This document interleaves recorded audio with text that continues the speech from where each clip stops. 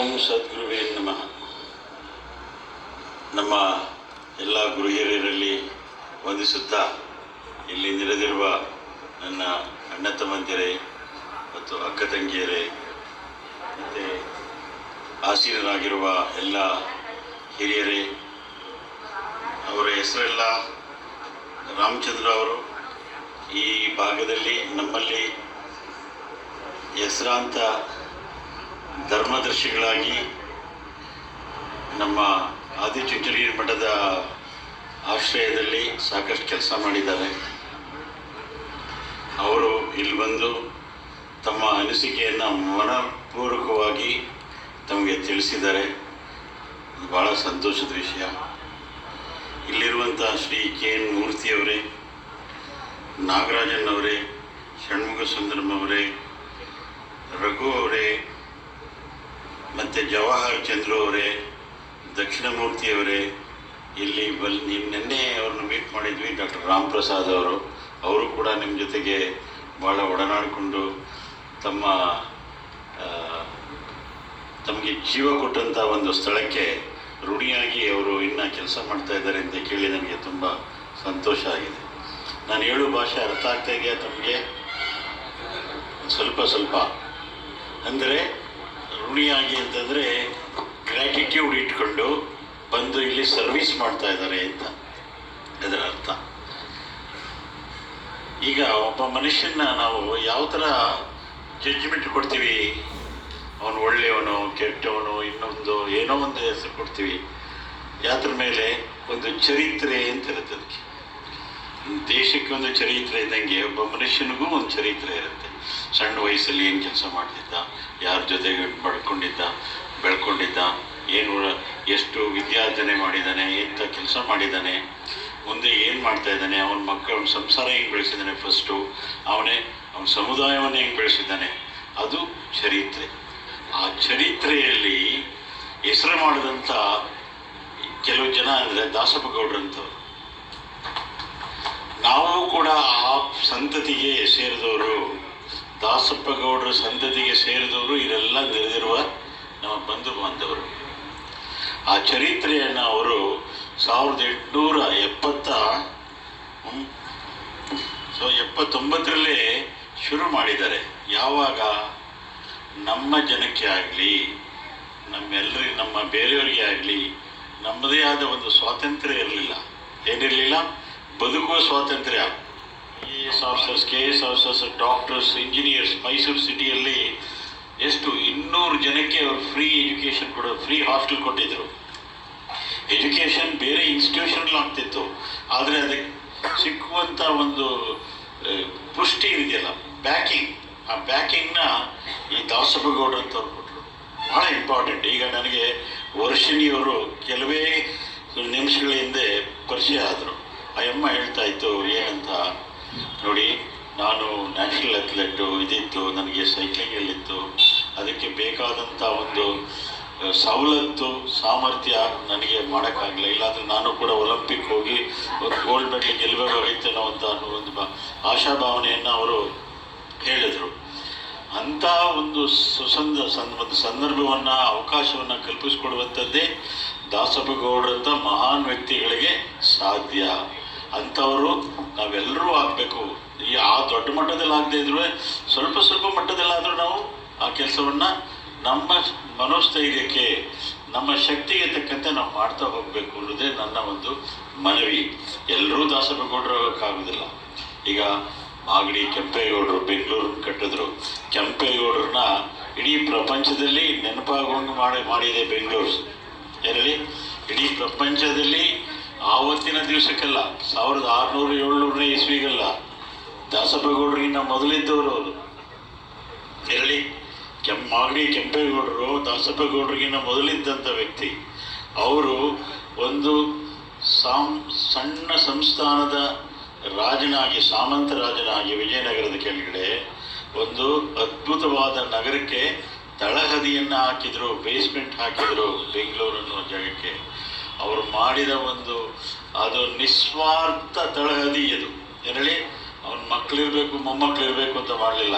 ಸ್ವಾರ್ಥ ಸೆಲ್ಫ್ಲೆಸ್ ಆಗಿ ಮಾಡಿದಂಥ ತಳದಿಗೋಸ್ಕರ ಇವತ್ತು 400-500 ವರ್ಷಗಳ ಮೇಲೆ ಅದು ತುಂಬ ಪ್ರವರ್ಧಮಾನಕ್ಕೆ ಜಾಸ್ತಿ ಪ್ರವರ್ಧಮಾನ ಅಂತಂದರೆ ತುಂಬ ದೊಡ್ಡ ಹ್ಯೂಜ್ ಆಗಿ ಬೆಳೆದು ಈಗ ಪ್ರಪಂಚದಲ್ಲೆಲ್ಲ ತುಂಬ ಹೆಸರಾಂತವಾಗಿದೆ. ಹಾಗೆ ನಾವು ಯಾವುದೇ ಒಂದು ದೊಡ್ಡ ಕೆಲಸನೇ ಆಗಲಿ ಸಣ್ಣ ಕೆಲಸನೇ ಆಗಲಿ ಸೆಲ್ಫ್ಲೆಸ್ ಆಗಿ ನಮಗೆ ಯಾವುದೇ ಒಂದು ಇಂಟ್ರೆಸ್ಟ್ ಇಲ್ಲದೆ ಆ ಕೆಲಸ ಮಾಡಿದ್ರೆ ಅದು ಬಹಳ ಕಾಲ ನಿಲ್ಲುತ್ತೆ. ಈಗ ಯಾರೂ ಕೂಡ ತಮ್ಮ ಒಂದು ಇಂಗ್ಲೀಷಲ್ಲೂ ಅಥವಾ ಕನ್ನಡದಲ್ಲೂ ಕೂಡ ಗಾದೆ ಇದೆ, ಏನಂದರೆ ಈ ಸಮಾಜಕ್ಕಾಗಿ ಬದುಕಿದವರು ಸದಾ ಬದುಕಿರ್ತಾರೆ, ತಮಗಾಗಿ ಬದುಕಿದವರು ಸತ್ತ ನಂತರ ಸತ್ತೇ ಹೋಗ್ತಾರೆ. ಗೊತ್ತಾಯ್ತಾ? If you live for others you will live forever. If you live for yourself you will die after your death. That's a saying. ಹಾಗೆ ನಾವು ದೊಡ್ಡದೇ ಕೆಲಸ ಮಾಡಬೇಕು ಅಂತಿಲ್ಲ. ಈಗ ಒಂದು ಸ್ಟೂಡೆಂಟ್ ಇದ್ದಾರೆ, ಅವನಿಗೆ ಈಗ ಒಂದು 5,000 ರೂಪಾಯಿ ದುಡ್ಡು ಬೇಕು ಒಂದು ಹಾಸ್ಟೆಲ್ ಫೀಸ್ ಕಟ್ಟೋದಕ್ಕೆ, ಒಂದು ಮುಂದೆ ಹೋಗೋದಕ್ಕೆ. ಅವನಿಗೆ ದುಡ್ಡು ಒಂದು ಕೊಡೋದೇ ಇಲ್ಲ. ನಮ್ಮ ರಘು ಹೇಳಿದ್ರಲ್ಲ, ಒಂದು ಡೈರೆಕ್ಷನ್ಸ್ ಕೊಡ್ಬೇಕು ನಾವು. ಈ ಕೆಲಸ ಮಾಡಪ್ಪ, ಈ ದಾರಿ ಇದೆ ಅಂತ ಹೇಳೋದು ಕೂಡ ಒಂದು ದೊಡ್ಡ ಸಹಾಯನೇ. ಅದಕ್ಕೆ ಒಂದು ನಾವು ಒಂದು ವೇದಿಕೆಯನ್ನು, ಒಂದು ಪ್ಲ್ಯಾಟ್ಫಾರ್ಮ್ನ ನಾವು ಕ್ರಿಯೇಟ್ ಮಾಡಿಕೊಡ್ಬೇಕು. ಅದು ಬಹಳ ಮುಖ್ಯ. ಆ ಪ್ಲ್ಯಾಟ್ಫಾರ್ಮ್ ಇದ್ದರೆ ಎಲ್ಲರೂ ಬಂದು ಅಲ್ಲಿ ಬರ್ತಾರೆ. ಈಗ ಒಂದು ಮೇಟಿ ಅಂತ ಹೇಳ್ತಾರೆ ನೋಡಿ, ಮೇಟಿ ಅಂದರೆ ಹಸುಗಳು ಕಟ್ಬಿಟ್ಟು ಹುಲ್ಲು ತೊಡಿಸ್ತಾರಲ್ಲ, ಒಂದು ಹಗ್ಗ ಕಟ್ಟಿ, ಗೊತ್ತಾಯ್ತಲ್ಲ, ಆ ಮೇಟಿ ಸುತ್ತಾ ಇದ್ದರೆ ಮೇಟಿ ಹತ್ರ ಎಲ್ಲರೂ ಬರ್ತಾರೆ. ಹಾಗೆ ನಾವೆಲ್ಲರೂ ಕೂಡ ಈ ಒಂದು ಸ್ಥಳವನ್ನು, ನೀವು ಬಂದಿರೋದು ಎಂಥ ಹಿನ್ನೆಲೆ ಅಂತ ನಿಮಗೆ ಬಹುಶಃ ಗೊತ್ತಿರಲಿಕ್ಕಿಲ್ಲ.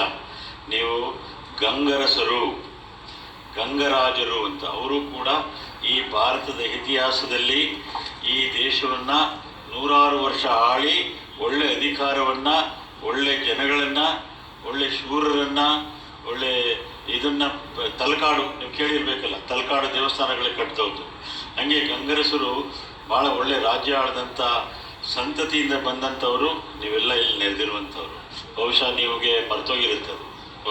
ಅದನ್ನು ತಿಳಿಸಿ ಹೇಳಬೇಕಾದದ್ದು ಕೆಲವ್ರಕ್ಕೆ ಇದಾಗುತ್ತೆ. ಇವತ್ತು ನಿಮಗೆ ಅದು ನೆನ್ಕೊಂಡಾಗ you will feel proud, I come from that background ಅಂತ ನಿಮಗೂ ಖುಷಿ ಆಗುತ್ತೆ ಅದನ್ನು ಹೇಳ್ಕೊಳ್ಳೋದಕ್ಕೋಸ್ಕರ. ಅಂಥ ಹಿನ್ನೆಲೆಯಿಂದ ಬಂದಂಥವರು ನೀವು ಇಲ್ಲೂ ಕೂಡ ಇಷ್ಟು ದೂರ ಬಂದು ಯಾವುದೋ ಒಂದು ಸಂದರ್ಭದಲ್ಲಿ ಇಲ್ಲಿ ಬಂದು ವಲಸೆ ಬಂದು ನೆಲೆಸಿ ಇಲ್ಲಿ ಚೆನ್ನಾಗಿ ನೆಲೆಯೂರಿ ಚೆನ್ನಾಗಿ ಬದುಕಿ ಬಾಳಿ ಇವತ್ತು ಶಕ್ತಿವಂತರಾಗೇ ಇದ್ದೀರಿ. ನೀವು ಇನ್ನೊಬ್ಬರ ಹತ್ರ ಬೇಡ್ಕೊಳ್ಳೋದಿಲ್ಲ, ಇನ್ನೊಬ್ಬರು ಮೋಸ ಮಾಡುವಂಥ ವಿದ್ಯೆ ಕಲ್ತ್ಕೊಂಡಿಲ್ಲ, ನೀವು ಇನ್ನೊಂದು ಮಾಡಿಲ್ಲ. ನೀವು ನಿಮ್ಮ ಸ್ವಂತಿಕೆಯನ್ನು ಉಳಿಸ್ಕೊಂಡು, ನೀವು ನಿಮ್ಮ ಗೌರವ ಉಳಿಸ್ಕೊಂಡು ಇಲ್ಲಿ ಚೆನ್ನಾಗಿ ಬದುಕ್ತಾ ಇದ್ದೀರಾ. ಅದು ನಮ್ಮೆಲ್ಲರಿಗೂ ಸಂತೋಷಿಸಿರುವಂಥ ಸುದ್ದಿ. ಅದಕ್ಕೆ ಜೊತೆಗೆ ಏನು ಮಾಡಬೇಕು, ನಮ್ಮಲ್ಲಿ ಬರುವಂಥ ಮುಂದಿನ ಪೀಳಿಗೆಗೆ ನಾವು ನಿದರ್ಶನವಾಗಿರಬೇಕು. ಅವ್ರಿಗೆ ದಾರಿದೀಪವನ್ನು ತೋರಿಸುವಂಥ ಕೆಲವು ಸಂಸ್ಥೆಗಳನ್ನು, ಅಥವಾ ಒಂದು ವಿದ್ಯಾಸಂಸ್ಥೆ ಆಗ್ಬೋದು, ಒಂದು ಹಾಸ್ಟೆಲ್ ಆಗ್ಬೋದು, ಅಥವಾ ಒಂದು ಕನ್ಸಲ್ಟಿಂಗ್ ಏಜೆನ್ಸಿ ಆಗ್ಬೋದು. Just start a consulting agency. Phone ಮೂಲಕನೇ ಮಾತಾಡಿಕೊಂಡು ಇಂಥದ್ದು ಮಾಡಪ್ಪ ಅಂತ ಹೇಳ್ಬೋದು. ಅದನ್ನು ನಮ್ಮ ರಘು ಮತ್ತು ವರ್ಷಿಣಿ ಅಂಥವರು ಭಾಳ ಸುಲಭವಾಗಿ ಮಾಡ್ಬೋದು. ಯಾವುದೇ ಖರ್ಚಿಲ್ಲದೆ ಮಾಡುವಂಥ ಕೆಲಸ ಕನ್ಸಲ್ಟೆನ್ಸಿ, ಡೈರೆಕ್ಷನ್ ಕೊಡುವಂಥದ್ದು. ಈಗ ನಮಗೆ ಎಲ್ಲ ವ್ಯಕ್ತಿಗೂ ಎಲ್ಲನೂ ಇರುತ್ತೆ, ಶಕ್ತಿನೂ ಇರುತ್ತೆ, ಆದರೆ ಅವನಿಗೆ ಡೈರೆಕ್ಷನ್ ಇರೋದಿಲ್ಲ. ಯಾವ ಡೈರೆಕ್ಷನ್ ಹೋದರೆ ಅಲ್ಲಿ ರೋಡ್ ಬ್ಲಾಕ್ ಆಗಿದೆಯಪ್ಪ ಅಂತ ಹೇಳುವಂಥ ಒಂದು ವ್ಯವಸ್ಥೆ ಇದ್ದರೆ ಆ ರೋಡ್ ಬಿಟ್ಟು ಬೇರೆ ರೋಡ್ ಹುಡ್ಕೋತಾನೆ ಅವನೇ ಕೂಡ. ಹಾಗೆ ಅವನ ಶಕ್ತಿಯನ್ನು ಬೆಳೆಸ್ಕೊಳ್ಳೋದಕ್ಕೆ ನಾವು ಸಹಾಯ ಮಾಡಬೇಕು, ಯಾವುದೇ ವ್ಯಕ್ತಿಗಾದರೂ ಅಷ್ಟೇ. ಅದು ವಿದ್ಯಾರ್ಥಿಗಳಲ್ಲಿ ಮಾಡಿದ್ರಂತೂ ಅದು ಮುಂದಿನ ನಮ್ಮ ಪೀಳಿಗೆಯಲ್ಲಾಗುತ್ತೆ. ಇದೇ ಒಂದು ಈ ಥರದ ಒಂದು ಸಂಸ್ಥೆಗಳನ್ನು ನೀವು ಮಾಡಿ, ಮತ್ತು ಈ ಊರಿನಲ್ಲಿ ನೀವು ಮೈನಾರಿಟಿ ಪೀಪಲ್, ಕರೆಕ್ಟಾ?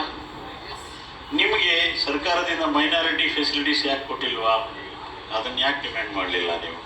ನನ್ನ ಒಂದು ಅನಿಸಿಕೆ ಅದು. ನಮ್ಮಲ್ಲಿ ಎಲ್ಲರೂ ಜೈನ್ಸು, ಬುದ್ಧಿಸ್ಟು, ಅವರು ಕಾಡು ಕುರುಬ ಅಂತ ಕುರುಬರಲ್ಲೇ ಬೇರೆ ಬೇರೆ ಸಣ್ಣ ಸಣ್ಣ ಮಾಡ್ಕೊಂಡು ಮೈನಾರಿಟಿ, ವಾಲ್ಮೀಕಿ, ಅದು ಕೊಡಿ ಇದು ಕೊಡಿ, 100 ಕೋಟಿ ರೂಪಾಯಿನ ಸರ್ಕಾರದ ವತಿಯಿಂದ ತಗೊಳ್ತಾರೆ.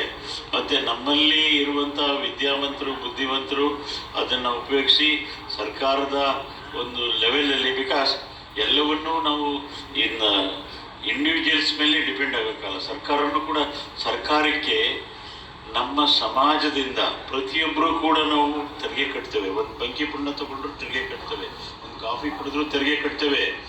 ಆ ದುಡ್ಡೇ ಸರ್ಕಾರ ಖರ್ಚು ಮಾಡೋದು. ಅದನ್ನು ನಿಮ್ಗೆ ಏನಾದರೂ ಅದು ಎಲ್ಲ ಲೆವೆಲಲ್ಲೂ ಸ್ಟಾರ್ಟಿಂಗ್ ಫ್ರಮ್ ಪಂಚಾಯಿತಿಯಿಂದ ಗೌರ್ಮೆಂಟ್ ಆಫ್ ಇಂಡಿಯಾ ಲೆವೆಲ್ವರೆಗೂ they are asking for minority recognition. ಆ ಮೈನಾರಿಟಿ ರೆಕಗ್ನಿಷನ್ಲಿ ನೀವು ದಯವಿಟ್ಟು ನಿಮ್ಗೆ ಇನ್ಸ್ಟಿಟ್ಯೂಷನ್ ಕೊಡಿ, ನಮಗೆ ಧನ ಸಹಾಯ ಮಾಡಿ ಅಂತ ನೀವು ಕೇಳಿ. ಖಂಡಿತ ಕೊಡ್ತಾರೆ ಅಂತ, ನನಗಂತೂ ಮನ್ನಣೆ ಮಾಡ್ತಾರೆ ಅಂತ ನನಗಂತೂ ಭಾವನೆ ಇದೆ. ಅದನ್ನು ಅವ್ರ ಖಂಡಿತ ಮಾಡೋಕ್ಕೆ ಸಾಧ್ಯನೇ ಇಲ್ಲ. ನೀವು ಗೊತ್ತಾಯ್ತಾ? ಅದನ್ನು ಆ ಲೆವೆಲಲ್ಲಿ ನಿಮ್ಮ ಪೊಲಿಟಿಕಲ್ ಲೀಡರ್ಸ್ ಯಾರಿದ್ದಾರೆ ಇವತ್ತು ಸಿಟಿಂಗ್ MLAs ಇನ್ನೊಬ್ಬರು ಆ ಲೆವೆಲಲ್ಲಿ ಕೆಲಸ ಮಾಡಬೇಕು ಅಂತ ನಂದಾದರೂ ಒಂದು ಅನಿಸಿಕೆ. ಈಗಲಾದರೂ ಶುರು ಮಾಡಿ, ನೀವು ನಿಮ್ಮಲ್ಲೇ ಒಂದು ಶುರು ಮಾಡಿ, ಒಂದು ಸಣ್ಣ ಚಳುವಳಿ, ಒಂದು ಎಲ್ಲರಿಗೂ ನಿಮ್ಮಲ್ಲೇ ಒಂದು ಕಮ್ಯುನಿಕೇಷನ್ ಮಾಡಿ. ಈಗ ನಮ್ಮ ಸೋಷಿಯಲ್ ಮೀಡಿಯಾ ಮೂಲಕ ಹೇಗೆ ಮಾಡಬೇಕು ನಾವು, ನಮಗೆಲ್ಲರಿಗೂ ಆಗುತ್ತೆ, ನಮಗೆ ಅಂತಲ್ಲ ನಮ್ಮ ಮುಂದಿನ ಪೀಳಿಗೆಗೆ ತುಂಬ ಸಹಾಯ ಆಗುತ್ತೆ ಅನ್ನೋದನ್ನು ನೀವು ಆಲೋಚನೆ ಮಾಡಿ ಅದ್ರಲ್ಲಿ ಮುಂದುವರಿರಿ ಅಂತ ನನ್ನ ಒಂದು ಅನಿಸಿಕೆ. ಮತ್ತು ಈ ದಾಸಪ್ಪ ಗೌಡರ ಹಾಸ್ಟೆಲ್ನ ರಘು, ನಾನು ಮೊದಲೊಂದು ಸರಿ ನಾನು ನನ್ನ ಸ್ನೇಹಿತರು ಸುಮ್ಮನೆ ಬಂದು ಇಲ್ಲಿ ಏನೋ ನನಗೆ ಹೇಳಿದ್ರು, ಕೆಂಪೇಗೌಡರಿಗೋ ಅಥವಾ ನೀವು ಸ್ವಾಮೀಜಿ ನಿಮಗೆ ನಿರ್ಮಲಾನಂದಿ ಚೆನ್ನಾಗಿ ಗೊತ್ತಲ್ಲ, ಯಾರಿಗಾದರೂ ಮಾಡಿ ಅವರು ಇಲ್ಲಿ ಬಂದು ಅವರು ಅಸೋಸಿಯೇಟ್ ಮಾಡಿ ನಮಗೆ ಹೆಲ್ಪ್ ಮಾಡ್ತಾರಾ, because they have the expertise ಇದೆ ಅವ್ರ ಹತ್ರ ಜನಗಳಿದ್ದಾರೆ, ಮತ್ತು ಎಲ್ಲ ಥರದ ಹಣದ ಬಲ ಕೂಡ ಇದೆ, ಏನಾದರೂ ಮಾಡೋಕ್ಕಾಗುತ್ತಾ ಅಂತ. ನಾನು ಒಂದು ಸರಿ ಅದಾದಮೇಲೆ ನನ್ನ ಒಕ್ಕಲಿಗರ ಸಂಘದ ಡೈರೆಕ್ಟರ್ ಆಗಿದ್ದಾಗ ಪ್ರಸ್ತಾಪ ಮಾಡಿದೆ. ಅವರು ನಮ್ಗೆ ಇಲ್ಲಿರೋದೇ ಸ್ವಲ್ಪ ಇದಾಗ್ತಾ ಇದೆ, ಅಲ್ಲಿಂದ ಅವರೇ ಮುಂದೆ ಬಂದರೆ ನಾನು ಬೇಕಾದ್ರೆ ಏನು ಬೇಕಾದ್ರೂ ನನ್ನ ಡೈರೆಕ್ಷನ್ ಕೊಟ್ಟು ಇನ್ನೊಂದು ಮಾಡಿನೋ ಏನೋ ಒಂದು ಸಹಾಯ ಮಾಡ್ತೀನಿ. ಅದರಲ್ಲಿ ಅವರಿಂದ ಬಂದರೆ ನನಗೇನು ಯಾವುದೇ ಅಭ್ಯಂತರ ಇಲ್ಲ ಅಂತ ನಿರ್ಮಲಾನಂದಿಯವರು ಕೂಡ ಅವತ್ತು ನಮ್ಗೆ ಹೇಳಿದರು. ಅದಾದಮೇಲೆ ನಾನು ರಘುವಿಗೆ ನಮ್ಮ ರಾಮಚಂದ್ರಣ್ಣ ಈಸ್ ಒನ್ ಆಫ್ ದಿ ಅವರೊಬ್ಬ ತುಂಬ ನಮ್ಮ ಸ್ವಾಮೀಜಿ ನಮ್ಮ ಮಠಕ್ಕೆ ತುಂಬ ಹತ್ತಿರದಿಂದ ಇರುವಂಥವರು. ಅವರು ಹೇಳಿದ್ರೆ ಇನ್ನೂ ಹೆಚ್ಚು ಬೆಲೆ ಇರುತ್ತೆ ನನಗಿನ್ನ ಅಂತೇಳಿ ಅವ್ರಿಗೆ ಹೇಳಿದಾಗ ಇವತ್ತು ಆ ಸಂದರ್ಭ ಬಂದಿದೆ. ಈ ಸಂದರ್ಭದಲ್ಲಿ ದೇವರ ಕಾಲಭೈರವನ ಕೃಪೆಯಿಂದ ಈ ಒಂದು ಸಂಸ್ಥೆ ಈ ಜಾಗಕ್ಕೆ ಪುನಶ್ಚೇತನ ಬರಲಿ, ಹೊಸ ಜೀವ ಬರಲಿ ಅಂಥೇಳಿ ನಾನು ಕಾಲಭೈರವನಲ್ಲಿ ಪ್ರಾರ್ಥಿಸ್ಕೊಳ್ತಾ ನನ್ನ ಮಾತು ಮುಗಿಸ್ತೇನೆ. ನಮಸ್ಕಾರ.